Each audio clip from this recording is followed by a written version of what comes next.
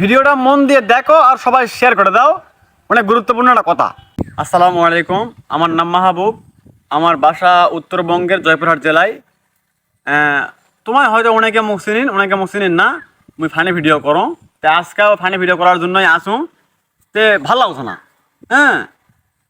দেশের যে অবস্থা এখন ভয়াবহ, আমার ঘরে এই জেলার মধ্যে অনেক শান্তি আছে, কোনো বন্যা নাই, ঠিক মতো মনে হয় বেশি রোদ বৃষ্টি নাই, কিচ্ছু নাই।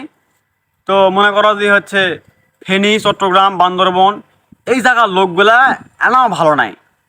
তো ফানি ভিডিও করবে আসে, এখন ভাল লাগছে না, কি করবো, বাধ্য হয়ে এই ভিডিওটা করছো। দেখো, এই মনে করো যে গত 1 মাস গেল কি রক্তের বন্যা জুলাই, এখন আবার আগস্টে আসে পানির বন্যা। তার মানে এখন আমাদের দেশ স্বাধীন হয়নি, বুঝতে পারছেন?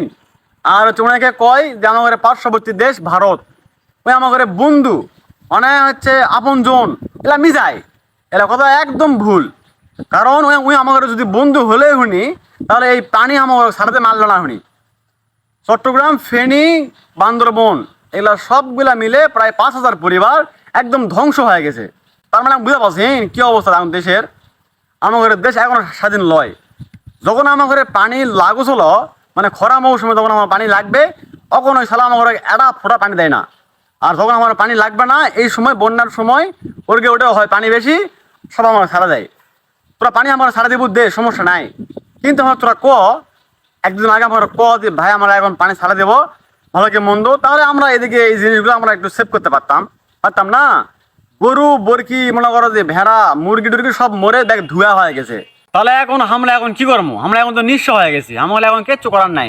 কিন্তু সামনে বাড়া যেন ইনকাম না হয়, এই জন্য আমাদের এখন একটা ফারাক্কাবাদ তৈরি করা খুবই দরকার। ছোটোর থেকে মনে করো যে আমি দেখা আসি, এই বন্যার পানিয়ে প্রত্যেক বছর এই এক কামই হয়, কিন্তু এই কাম যেন সামনে আবার না হয়, এই জন্য আমাদের একটা ফারাক্কাবাদ তৈরি করা খুবই ইমার্জেন্সি প্রয়োজন। তো এত টাইম তো টাকা নেই আমাদের কাছে। তা আমরা যদি চাই তাহলে কিন্তু সবাই মিলে কিন্তু এটা কিন্তু করা সম্ভব। আমার ঘরে প্রবাসী ভাইয়েরা আছে বিদেশ, ওরা যদি প্রায় 1,20,00,000 লোক আছে বাইরে প্রবাসী, ওরাই যদি মনে করো যে প্রত্যেকে 1,000 টাকা করে দেয় বা 500 করে দেয়, মানে যাই যা পারলে দিল, তাহলে মনে করো যে বহুত টাকা আমার ঘরে আসবে।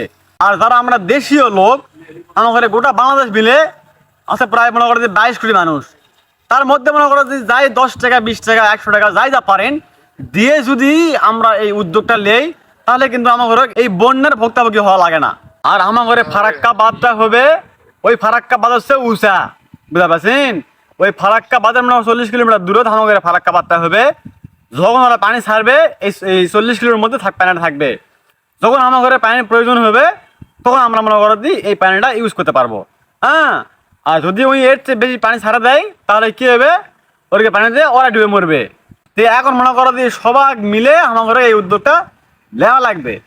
আমি আপনাদেরকে রিকোয়েস্ট করতেছি, আপনারা সকলে মিলে এই উদ্যোগটা গ্রহণ করুন। তখন মনে করো যে মুদির আর কোনো বাল নাই, আমার ঘরে কিছু ছিড়বে। আজকের ভিডিও এটাই শেষ, আর কিছু কমো না।